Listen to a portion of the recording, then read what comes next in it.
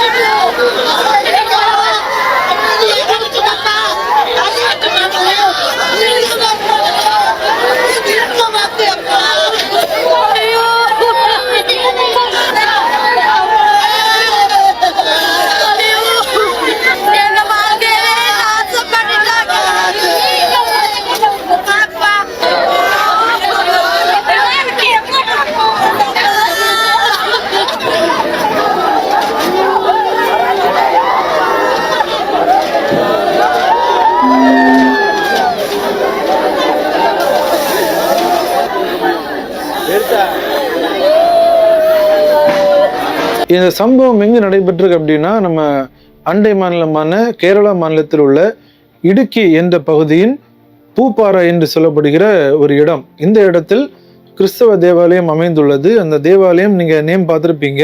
மாரநாதா பூரண சுவிசேஷம் என்று சொல்லப்படுகிற ஒரு கிறிஸ்தவ தேவாலயம். அநேக மக்கள் இந்த தேவாலயத்தில் வந்து ஆராதித்து செல்வது வழக்கம். சரி, எதற்காக இந்த தேவாலயம் இடிக்கப்பட்டது, என்ன காரணம் அப்படின்னு நம்ம பார்க்கும்போது, கடந்த 2024ஆம் ஆண்டே ஹைகோர்ட் ஒரு உத்தரவு ஒன்றை கொடுத்திருக்காங்க. இந்த தேவாலயத்தை இடிக்க வேண்டும் என்று. எதற்காக அந்த உத்தரவை நீதிமன்றம் கொடுத்திருக்கிறது என்று பார்த்தோம் என்றால், அந்த பகுதியில் அமைந்துள்ள பன்னியார் ரிவர், பன்னியார் ஆறு என்று சொல்லப்படும் அந்த ஆற்றை ஆக்கிரமித்து இந்த கட்டிடங்கள் கட்டப்பட்டுள்ளதாக வழக்கு பதிவு செய்யப்பட்டு, அதன் இறுதி தீர்ப்பாக அதில் அமைந்திருக்கும் 88 கட்டிடங்களை அகற்ற வேண்டும். குறிப்பாக வீடுகள், 2 கிறிஸ்தவ தேவாலயங்கள் எல்லாவற்றையும் அகற்ற வேண்டும் என்று நீதிமன்றம் உத்தரவிட்டிருந்தது. இந்த உத்தரவை ஏற்று ஒரு சில நபர்கள் தங்களின் கட்டிடங்களை அப்புறப்படுத்தி வேறு பகுதிக்கு சென்றுள்ளனர். ஒரு சில நபர்கள் அந்த பகுதியை விட்டு அவர்கள் செல்லவில்லை. அதில் இந்த கிறிஸ்தவ தேவாலயத்தை சார்ந்தவர்களும் அடங்கும்.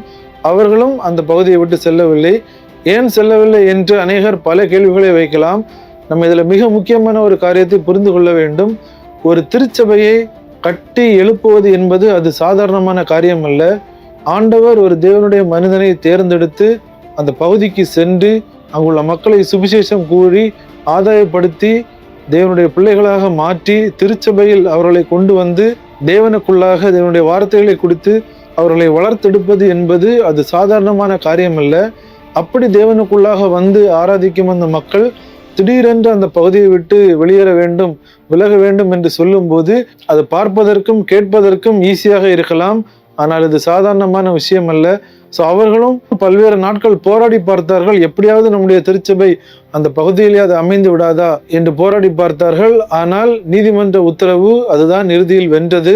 மேலும் நீதிமன்றத்தின் உத்தரவின் பேரில் அரசாங்கமும் கால அவகாசம் ஒன்றையும் அவர்கள் வழங்கி இருந்தார்கள். இந்நிலையில் அந்த கால அவகாசம் முடிந்த அந்த சூழ்நிலையில் சில தினங்களுக்கு முன்பாக அந்த தேவாலயம் முற்றிலுமாக இடித்து தரைமட்டமாக்கப்பட்டது.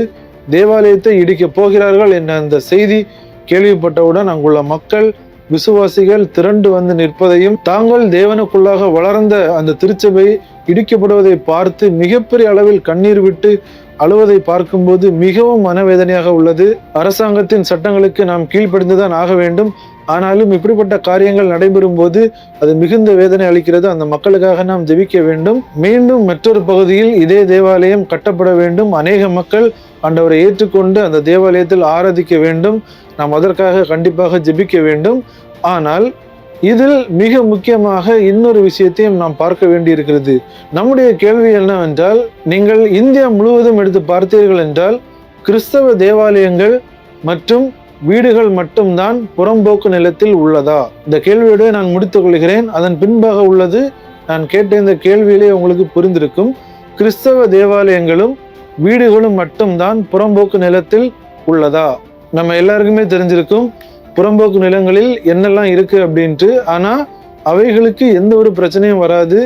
ஆனால் கிறிஸ்தவ தேவாலயங்களுக்கும் பொதுமக்களுக்கும் தான் இப்படிப்பட்ட உத்தரவுகள் பல பகுதிகளில் போடப்பட்டு அவர்களின் வீடுகளை காலி பண்ண வைப்பது. யோசிச்சு பாருங்க, ஒரு இடத்தில் 40-50 ஆண்டுகளாக வாழ்ந்து விட்டு மொத்தமாக அந்த வீடை விட்டு மாறி இன்னொரு புதிய இடத்திற்கு போவது அல்லது வீடு இல்லாமல் தனிமையாக்கப்படுவது, இதெல்லாம் ஒரு சாதாரண விஷயம் கிடையாது. பார்க்கும்போது ஈஸியாக இருக்கும், ஆனால் அது சாதாரணமான விஷயமே கிடையாது. அங்கு அவர்கள் வாழ்ந்திருப்பார்கள், அவர்கள் பிள்ளைகள் கல்வி கற்றிருப்பார்கள், வாழ்க்கை சூழ்நிலைகளை அந்த பகுதிக்கு ஏற்றாற்போல் அவர்கள் அமைந்திருப்பார்கள்.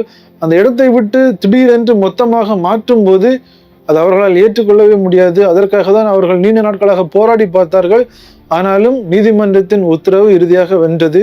இதனை பார்க்கிற நாம் எல்லாரும் கண்டிப்பாக அந்த மக்களுக்காக ஜெபிக்க வேண்டும். இது மட்டுமல்லாமல் குறிப்பாக நம்முடைய தேசத்தில் ஒரு சில மாநிலங்களில் ஆட்சி மாறினது முதலே பல்வேறு காரியங்களை பார்க்க முடிகிறது. மேற்கு வங்கத்திலும் தேவாலயங்கள், மக்களின் வீடுகள், இஸ்லாமியர்களின் வீடுகள் மிகப்பெரிய அளவில் தாக்கப்படுகிறது. மக்கள் மிகப்பெரிய அளவில் பாதிக்கப்படுகிறார்கள். அதே போன்று தற்போது கேரளாவில் நடைபெற்றுள்ள இந்த சம்பவமும் பெரும் பரபரப்பை ஏற்படுத்துகிறது, பெரும் சோகத்தையும் ஏற்படுத்துகிறது. நமக்கெல்லாம் அந்த வீடியோவை பார்க்க முடியவில்லை. ஒரு தேவாலயம் கண் முன்பாக தரைமட்டமாக்கப்படுவது நமக்கே பார்க்க முடியவில்லை என்றால் அந்த இடத்துல லைவாக நின்று பார்க்கும் அந்த மக்களுக்கு எவ்வளோ அது ஒரு வேதனையை கொடுத்திருக்கும். அவர்கள் துவண்டு விடக்கூடாது.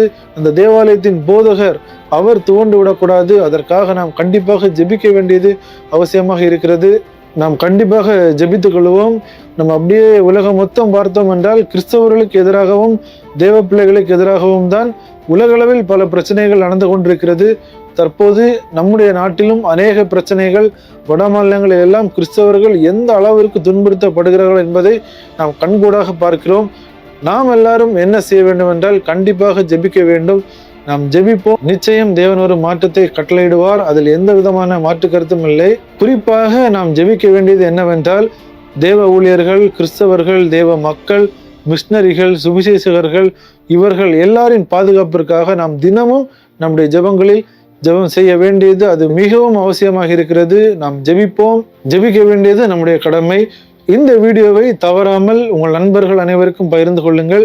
அநேக மக்கள் இந்த தகவல்களை பார்த்து அந்த கேரளாவில் தங்களின் திருச்சபை இடிக்கப்பட்டதன் மூலம் மனசோர்வடைந்து மிகப்பெரிய அளவில் கண்கலங்கி நிற்கும் நம்முடைய கிறிஸ்தவ மக்கள், நம்முடைய கிறிஸ்தவ சொந்தங்கள், அவர்களுக்காக ஜெபிப்பதற்கு அது ஏதுவாக இருக்கும். அவர்களும் அநேக மக்களுக்கு பகிர்ந்து கொண்டு இதை ஒரு ஜெப குறிப்பாக எடுத்து ஜெபிப்பதற்கு அது ஏதுவாக இருக்கும். கண்டிப்பாக இந்த வீடியோவை அநேக நண்பர்களுக்கு பகிர்ந்து கொள்ளுங்கள். மீண்டும் இன்னொரு வீடியோவில் உங்களை சந்திக்கிறேன். தேவன் தாமே நம் அனைவரையும் ஆசீர்வதிப்பாராக. ஆமென்.